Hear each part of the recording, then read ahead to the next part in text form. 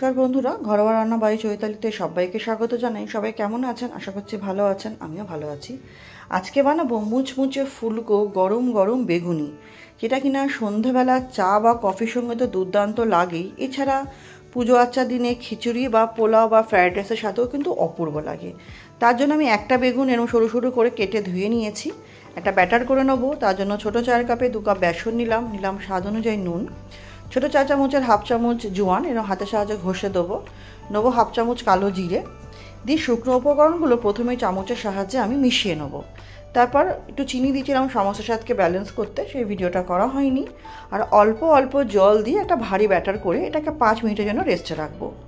নতুন বন্ধু যারা আমার এই ছোটো চ্যানেলে নতুন ভিডিওটি প্রথম দেখছেন, আমার রেসিপিগুলো সামান্য হলেও ভালো লেগে থাকলে চ্যানেলটি সাবস্ক্রাইব করে পাশে থাকা অনুরোধ রইল।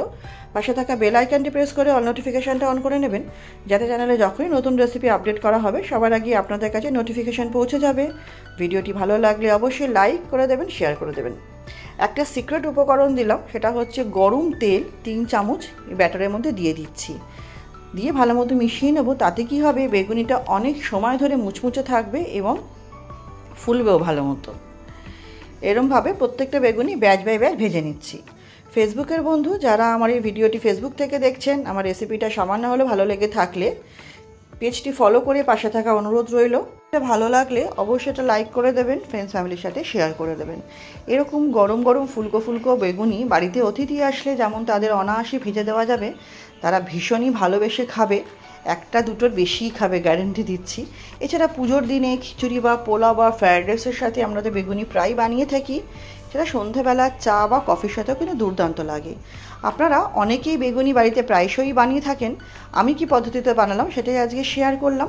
প্রত্যেকটা বেগুনি ভাজার সময় এরকম তেল ওপরে ছড়িয়ে দিচ্ছি। দেখুন যেমন বেগুনগুলো ফুলছে সেরকম তেলের ওপর ভেসেও উঠছে ফুলে ফুলে। আমার তো ভীষণই একটা পছন্দের, আমি তো শুধুই খাই। আমার বেগুনি খাওয়ার জন্য কোনো অকেশন বা চা মুড়ির প্রয়োজন হয় না, আমার ভীষণই যেহেতু পছন্দ। এছাড়া ভাতের সাথে ডালের পাশেও কিন্তু অপূর্ব লাগে খেতে, মন্দ লাগে না। রেসিপিটা আশা করছি আপনাদের ভালো লাগবে। ভালো লাগলে অনুরোধ করব অবশ্যই ট্রাই করবেন। কেমন লাগলো কমেন্ট সেকশনে অবশ্যই জানাবেন, আপনাদের কমেন্টে অনেক বেশি উৎসাহিত হই। ব্যাস, বেগুনগুলো আমার ভাজা হয়ে গেছে। বেগুনিগুলো গরম গরম পরিবেশন করার পালা। আর ভিডিওটাও আজকের মতো এখানেই শেষ করছি। নেক্সট দিন আবার হাজির হব। সবাই খুব ভালো থাকবেন, সুস্থ থাকবেন, সাবধানে থাকবেন।